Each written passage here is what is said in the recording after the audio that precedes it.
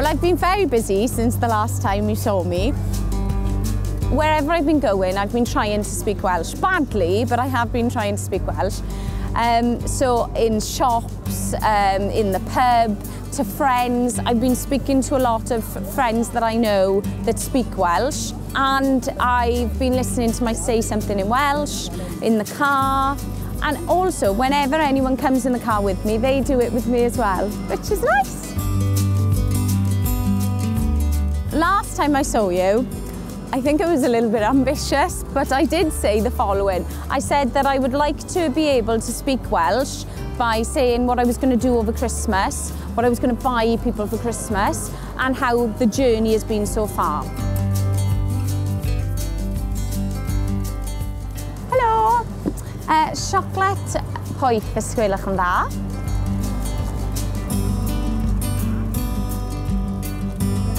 Diolch yn fawr.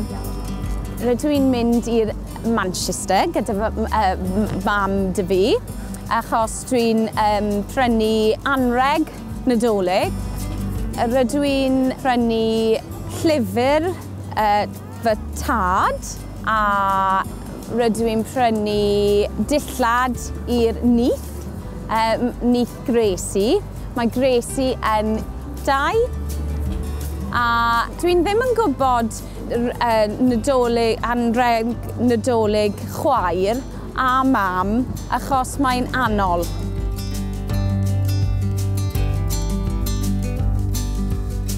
Ysgysgodwch fi, ble mae ti bach? Yn y draw fanna.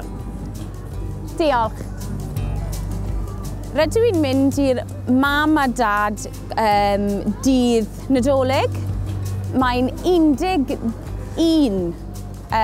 pobl i'r cinio.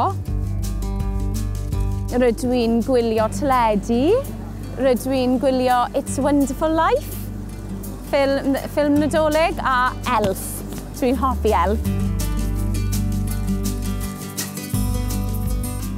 For me to be where I want to be by Easter, I'll have to go into 5th gear, really. It's just making sure that it's in my life all the time. I love you. Dwi'n caru ti.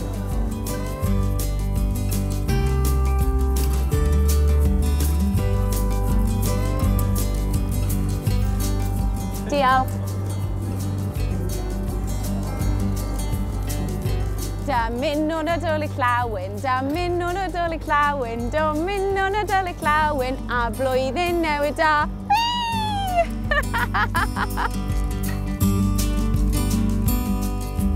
Next time you see me, I'd like to be in a position where I can use a little bit more adjectives, really, where I can embellish my sentences a little bit more, and maybe be in a position where I'm not the person waiting for someone to ask me questions. I can be more confident in asking questions as well.